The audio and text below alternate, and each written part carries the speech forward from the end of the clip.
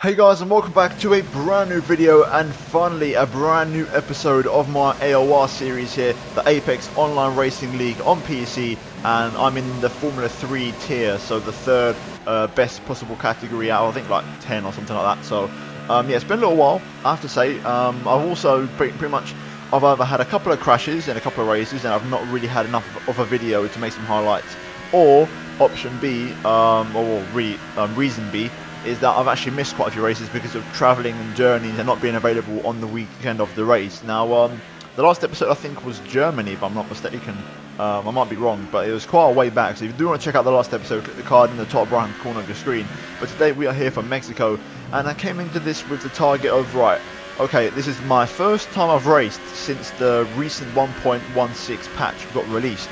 So that means obviously we're not going to overheat tyres online racing. So that was an issue I had in past races, and it really annoyed me. So this is the first time all season I'm going to actually have a fair chance of actually winning a race and not overheating my tyres, which I was excited about. I put in a bit of practice, not as much as I would have liked, I have to admit, but the target for me was the last 3 races, Mexico, Brazil and Abu Dhabi, to try and go for 3 race wins out of 3. Now, for Mexico, I had decent pace, but I couldn't really put it together. Mexico is a track where it's very easy to invalidate your lap time. As you saw in the first 2 attempts, you can very easily get the lap wrong, or extend, corner cut, or whatever it may be, and ruin your lap. But this was my final lap in the session, and we did actually manage to get a decent lap together. Not great, but still pretty good. As you can see through sector 1 here, going through turns 1, 2 and 3, it's all about attacking these curbs, really being aggressive, as we just about keep the car within track limits there. And so far the first sector is pretty damn good. As we now go in towards turn number 5 and the start of sector number 2 here, it's all about car momentum. I lose the back end a little bit there on entry,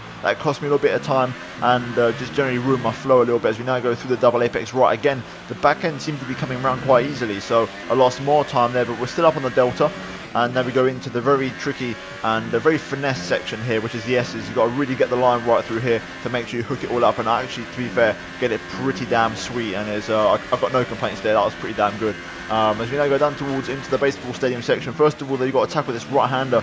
I definitely could have taken more curb there on the inside, but now into the hairpin, all about rotation here. We just about get the apex beautifully, no lockups, and now into the final corner, 3rd gear, just to make sure you really pick up your apex. I touch the curb, which kind of delays my traction input. We cross the line and we do go P4, a 10th off pole, and I do think we could have easily at pole position there.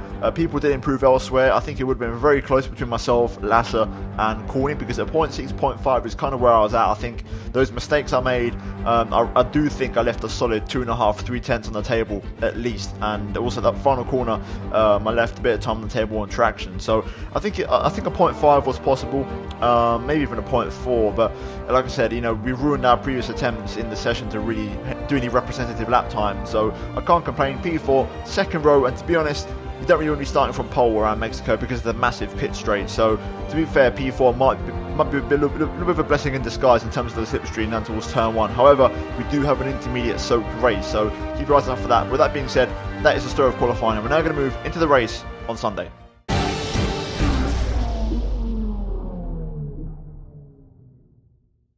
Right, here we go then on the race on Sunday. Just getting on the way in the formation lap here, and as you can see, there's my strategy on screen. There is a chance it's going to draw out towards the end of the Grand Prix, so we've got to keep that in mind in terms of our tyre strategy.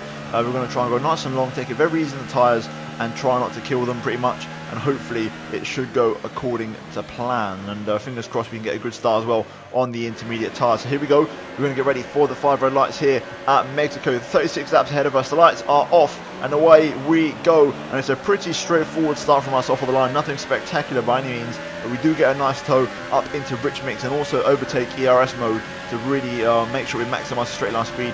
Down towards turn number 1 now for the first time, and lots of spray and visibility is poor. We do go down the inside of Lemon here to try and go for the move. A little bit of contact there as Lemon tries to turn across. I decided to keep my nose in there, and probably wasn't the best decision to make, but we do eventually just about make our way through 1, 2 and 3 and come out in P4 still and not lose any positions, which is pretty good. And ultimately I wish I could have made a few more places, but it wasn't to be. But no complaints there as we now go into sector 2, and I got a little tap there from the rear. Someone actually tried to go, I think it was my teammate, up the inside, and I had to kind of correct my steering lock into that corner. But now, as you can see, things are kind of settling down, and Lasser's taken first place from Corny being the championship leader, and he's got a chance to win a championship this race. And then obviously we've got Lemon in front of us in the Force India, who we had a very close battle with at Silverstone, and to this day that was the closest I've ever got to a race win around Silverstone. But now moving on to lap 2, as you can see, we are behind Lemon here, and already I could tell that Lemon was a bit erratic. As you can see, I tried to go down the inside at turn 1.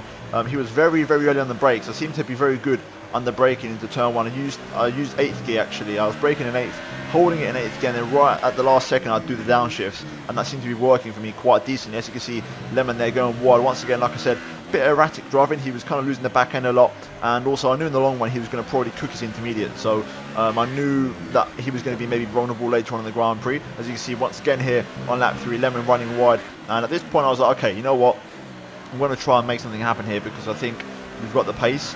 And I was being very good on my tyres, very smooth on traction, and being very kind to my rear tyres. The rears are the tyres that really suffer around here. But as you can see, on lap 5, Lemon does run a little bit deep here into turn 5, and we are going to get the switch back underneath, and we're going to now really start putting some pressure on here, the Force India driver, as we go into the double apex right hairpin. Lemon really defending well at the moment as we try to put some pressure on. As we now go into the S section here, let's see what we can do through this section, and can we try and get the optimum line. As you can see, Lemon there losing the back end mid corner, and then runs a little bit wide again, which is going to put me right on the back of him as we go through the final couple of corners and onto the back straight. Lemon getting loose again, as do I, and we get a lovely toe, and I could have maybe gone for it there, but I decided to hold back and be patient and wait for the opportunity onto the pit straight. This time Lemon keeping it within the track limits through the right hander, and this is allowing me to really just put some pressure on him and maybe force him into a mistake. So far though, he's holding his own and doing a good job as we pick up our first track extend of the Grand Prix there. But now through the final corner, we pick up the traction here through the gears as we got Courtney setting the pace, and we got a nice slipstream here this time around. Lemon doesn't have a tow from the car in front, so we're going to crank up the engine modes, and we're going to go for that nice slipstream down towards turn number 1. And I know I'm good on the brakes, so I'm pretty confident if I can just get to the inside line, I can get the job done on the braking. And there you go, down the inside, a late move, going to pick up the inside line and run a little bit wide to try and squeeze him off. Lemon though, to his credit, holds on around the outside. I leave him some room to make sure he doesn't get squeezed off completely, but then we hold the better line, we get the inside line through turn 3, and we pick up the traction going onto the straight. And that is the move done and dusted as we now move all the way to lap 11, and quite a long way after. And I've got to say, Courtney actually passed Lasser for the lead. However, in the process, they were battling, and also my pace was very strong. I said a couple of purple laps, and I was on it at the minute. You know, I was really feeling the intermediate, so I was doing good pace whilst also keeping my tyres. Lasser there comes in because he couldn't do any more on his inters, and I think he might have burnt his rears up a little bit because his pace really dropped off. But Courtney stayed out, as did I. And then on lap 13, as you can see here, look at my rear tyres.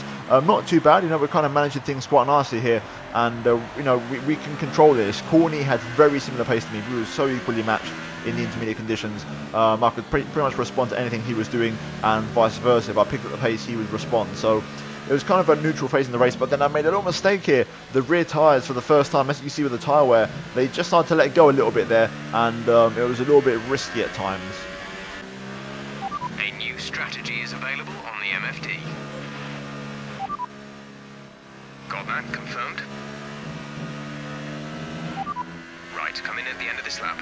And pretty much this is where the race now turned on its head, because I was recommended to pit in this lap, and as you saw, I'm being told to come in for dry tyres. So I was like, okay, you know what, I'm going to oblige. I decided to stay out, as did Courtney. We didn't come in for another set of inters. We decided to go long and go straight for the dryers. And to be fair, I think Courtney stayed out a hell of a lot more laps, but I pit in because obviously I got the call for dryers, and there I picked up my first penalty, which was absolute BS, because that was my third track extend of the race, but the pit entry was considered a track extend, which was absolute rubbish. But I would later go on to pick up more penalties anyway, so it's not really too important, and it doesn't bother me too much. But as you can see, into the pit lane, onto a set of dry super soft tyres. Now at this point, you should be able to get super softs to the end, 20 laps. That is pretty doable. It's a bit long on stint wise, you know, you want to maybe lap 18, 19, but still it is doable. But you've got to be careful and manage your rear tyres. But as you can see, straight away the second I hit the track, I just knew the grip wasn't there, and it wasn't working for me. I could tell straight away. Down towards turn 1,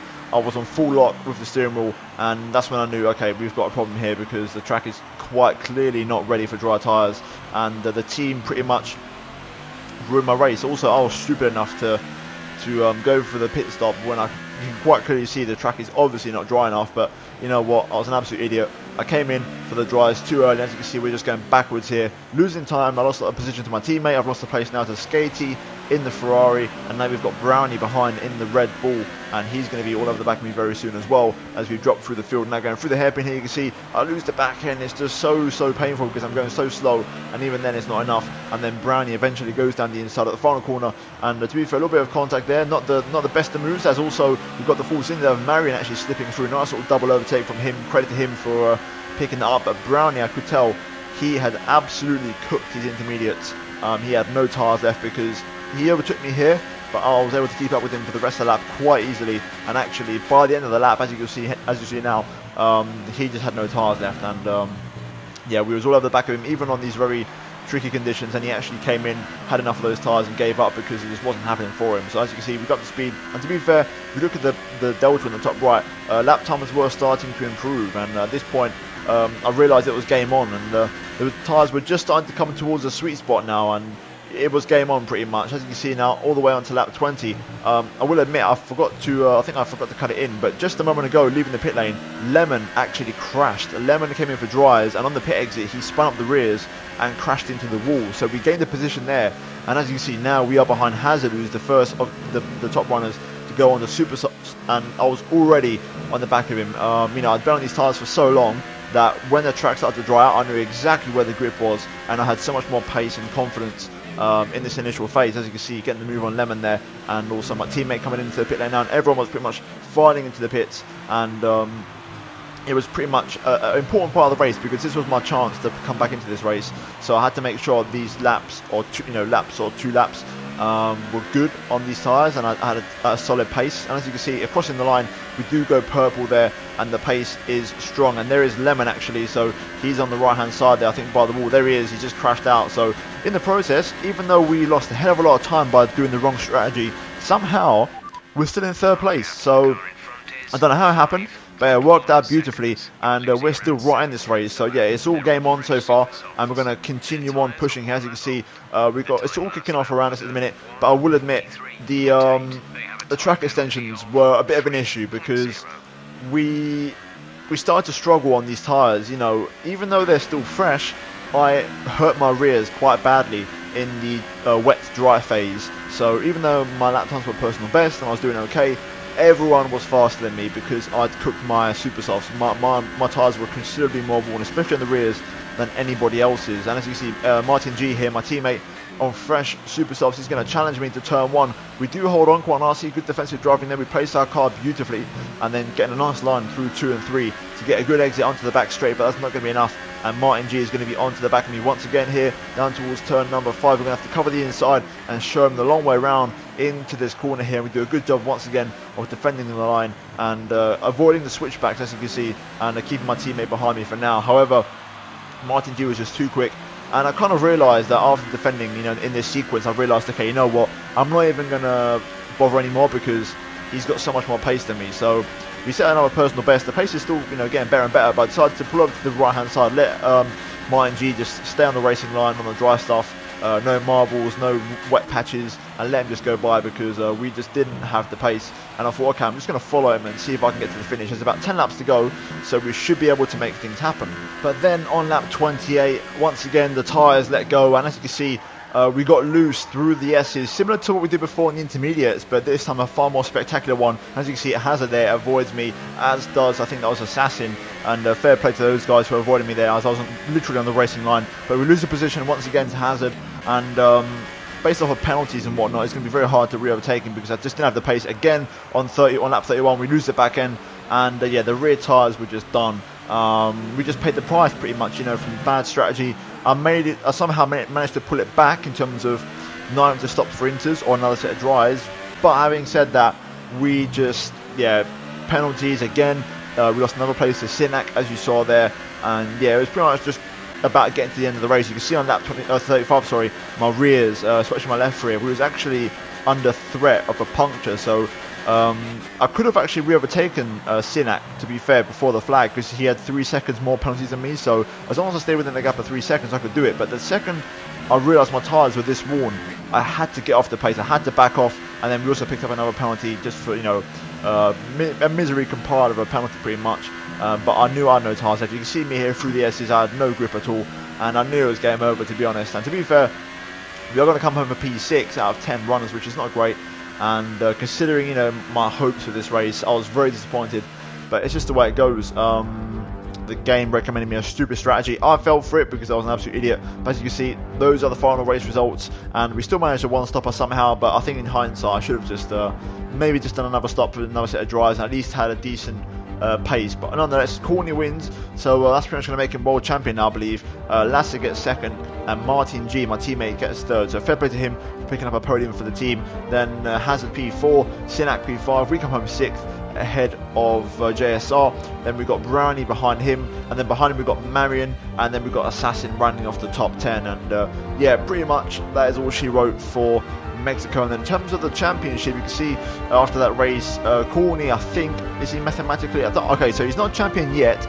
Mathematically, Lasser still has a chance, but I mean, the gap's 47 points with 2 races to go, where there's 50 points on the table, so it's going to be pretty near impossible. So we'll see how that one goes. Ian Bastien third, who is now Sinak, as you saw before. Then we've got Ramdrop P4, hasn't turned up for ages, but he started off the season so strong that he's still P4. Lemon 5th, Martin G 6th, and as you can see, we are 7th, and there you can see my results slash races that I've missed.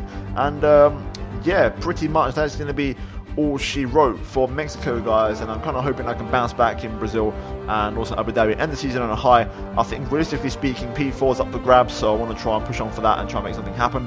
And yeah, hopefully you guys did enjoy the video. If you did, then please do drop a like, and also do get subscribed for daily Formula 1 content. Turn on notifications, guys, do not miss a single upload from me, and finally check out these 2 videos on your screen if you have missed them. Other than that, thanks for watching, guys, and I'll see you in my next video very soon. But until then, it's goodbye from me.